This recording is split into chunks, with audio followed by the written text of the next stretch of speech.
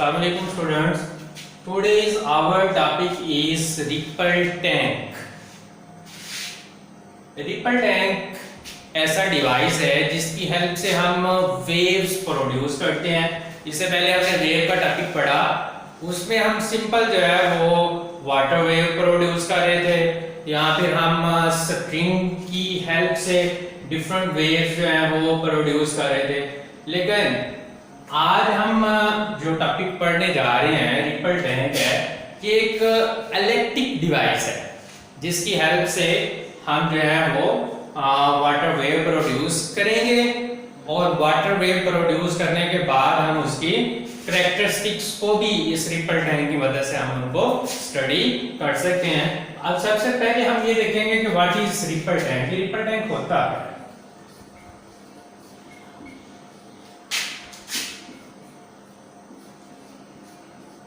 What is ripple tank?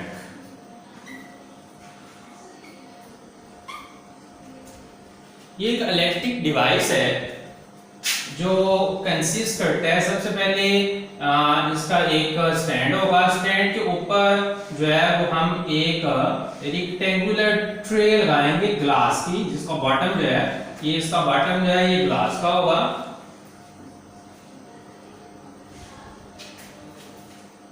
Tray के अंदर जो है वो रेक्टेंगुलर ट्रे है जिसका बॉटम ग्लास का है, जिसके अंदर हम वाटर को फिल करेंगे और इनमें हम जो है वो वाटर वेव प्रोड्यूस करवाएंगे। अब वाटर वेव प्रोड्यूस करवाने के लिए इसके ऊपर एक इलेक्ट्रिक मोटर के साथ एक वाइब्रेटर होगा। ये वाइब्रेटर होगा। इस वाइब्रेटर की ये जो नॉब है, ये इसकी नॉब ये टच करेगी वाटर सरफेस को। तो जैसे हम इलेक्ट्रिक मोटर, क्योंकि ये वाइब्रेटर जो है इलेक्ट्रिक मोटर से अटैच है, तो जैसे ही हम इलेक्ट्रिक मोटर को ऑन करेंगे तो ये वाइब्रेटर वाइब्रेट करना स्टार्ट करेगा और जब ये वाइब्रेट करेगा तो इसकी एक नॉब जो है ये टच कर रही है वाटर सरफेस से। तो वाटर में हमने डिस्टरबेंस क्रिएट करनी है। पीछे हम डिफरेंट मेथड से डिस्टरबेंस क्रिएट कर रहे थे, लेकिन इधर ये जो नॉब है ये डिस्टरबेंस क्रिएट करेगी। जैसे हम इलेक्ट्रिक मोटर को ऑन करेंगे तो ये वाइब्रेटर वाइब्रेट करेगा। वाइब्रेटर की वाइब्रेशन से नॉब मूव करेगी और वो डिस्टरबेंस क्रिएट करेगी वाटर के अंदर, जो कि एक रेक्टेंगुलर ट्रे के अंदर मौजूद है। तो जब इधर डिस्टरबेंस क्रिएट होगी तो ये जो वाटर पार्टिकल हैं ये वाइब्रेट करेंगे। आपको पता है, जैसे पीछे हम पढ़ चुके हैं तफसीलन इस बात को कि कैसे जो है वो वेव प्रोड्यूस होती है और कैसे जो वेव जो है वो ट्रेवल करती है। तो इधर से इसकी वाइब्रेशन से जो वेव्स प्रोड्यूस होंगी और वो आगे जो है वो फर्दर ट्रेवल करेंगी। अब इसके ऊपर हम एक जो है इस स्टैंड के ऊपर एक बल्ब को हैंग करेंगे। इसके ऊपर एक बल्ब हैंग होगा।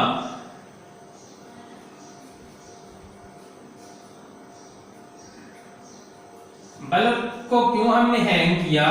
हमने ये जो वाटर वेव प्रोड्यूस की हैं हम इनको स्टडी करना चाहते हैं एक शीट के ऊपर। तो ये रेक्टेंगुलर ट्रे जो हमने यूज की थी जिसका बॉटम जो था ग्लास का था, तो इसके नीचे हम एक शीट लगा देंगे। ये हमारे पास एक नीचे शीट होगी।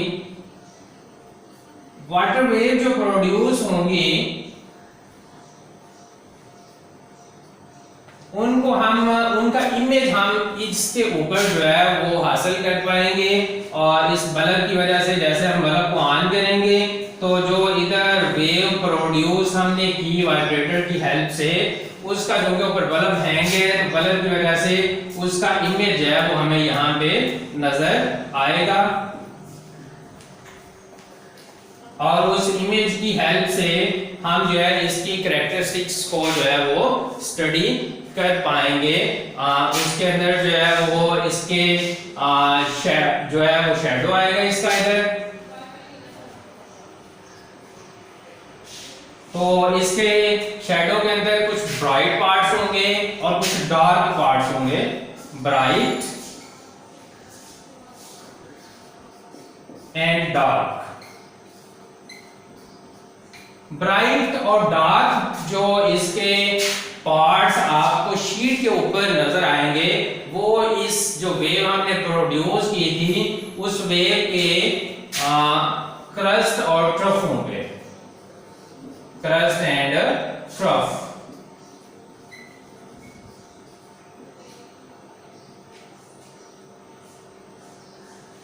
तो क्रस्ट और ट्रफ इधर हमें इसके नजर आएंगे, ब्राइट एंड डार्क जो है, तो हम उनको जो वाटर वेव हमने प्रोड्यूस की थी उनको हम स्टडी कर पाएंगे। तो ये था रिपल टैंक जिसकी हेल्प से हम वाटर वेव प्रोड्यूस कर पाते हैं। तो ये हमने सबसे पहले देखा कि रिपल टैंक होता क्या है, ये कैसे जो है वो वाटर वेव प्रोड्यूस करता है। अब इसकी हेल्प से हम जो है वो वाटर वेव जो प्रोड्यूस होती हैं उनको हम जो है वो स्टडी कर सकते हैं। तो इसमें जो इन कैरेक्टरिस्टिक्स को स्टडी कर सकते हैं, नंबर 1 पे reflection of water wave, reflection of water wave.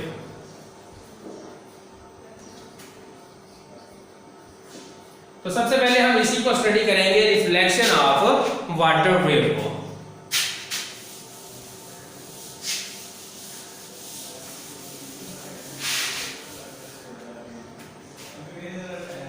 Reflection of water wave,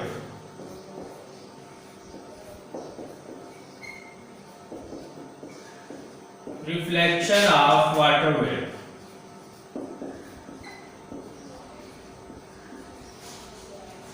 क्या होगा, वाइब्रेटर से हमने रिपल टैंक की मदद से जो हमने वेव प्रोड्यूस की, तो हम रिफ्लेक्शन ऑफ वाटर वेव को जो है वो ऑब्जर्व करना चाहते हैं। तो शीट के ऊपर हमने वेव का इमेज जो है वो हासिल कर लिया।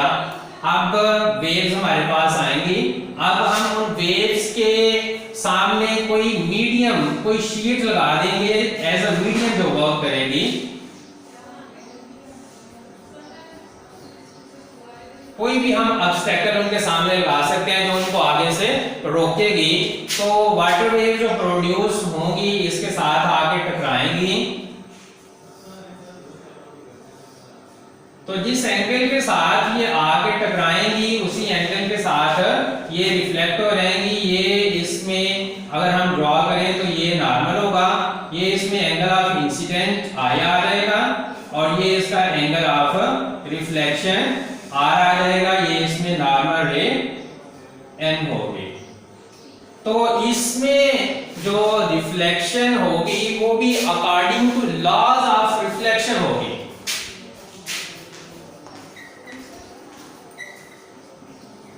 According to laws of reflection.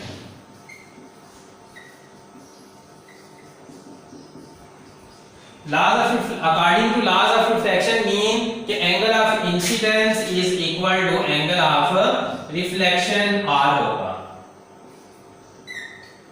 जिस एंगल के साथ वेव आएगी वो दूसरे मीडियम से, दूसरी शीट से टकराने के बाद जो है वो अपने मीडियम में वापस रिफ्लेक्ट हो रहेगी और उसमें एंगल ऑफ इंसिडेंस जो है वो इक्वल टू होगा एंगल ऑफ रिफ्लेक्शन के। तो according to laws of reflection होगी। अब इसके अंदर थोड़ा सा एक और चीज को देखना पड़ेगा, इसमें जो स्पीड ऑफ वेव है, स्पीड ऑफ वेव, ये स्पीड ऑफ वेव जो है ये डिपेंड करेगी डेप्थ ऑफ वाटर के ऊपर, डेप्थ ऑफ वाटर के ऊपर। ये आपने एमसीक्यूज के लिए भी याद रखना है इस बात को कि speed of wave depends upon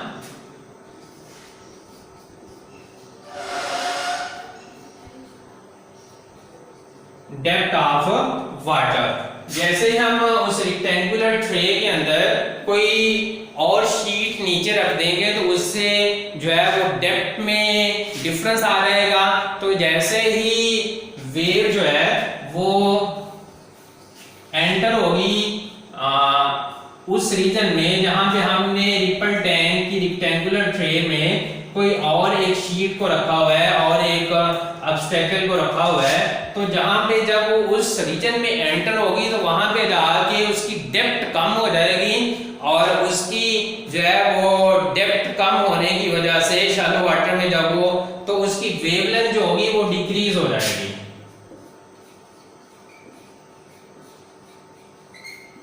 wavelength decrease होगी। ये भी इंपॉर्टेंट एमसीक्यूज होगा।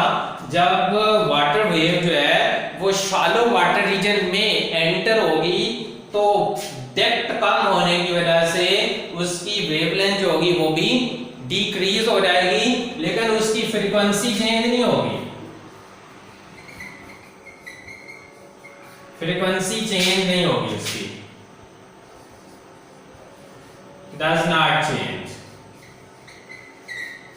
फ्रीक्वेंसी चेंज नहीं होगी, फ्रीक्वेंसी उतनी ही रहेगी जितनी वाइब्रेटर से प्रोड्यूस हुई थी। जो वाइब्रेटर की फ्रीक्वेंसी होगी वही फ्रीक्वेंसी जो है वो आगे कैरी करेगी, वही चलती रहेगी। लेकिन जब वेव जो है वो शैलो वाटर में मीन के कम डेप्थ के रीजन में एंटर होगी तो देन उसकी वेवलेंथ जो होगी वो डिक्रीज हो जाएगी। तो इस तरह से हम रिफ्लेक्शन ऑफ वाटर वेव्स को जो है वो स्टडी कर पाएंगे।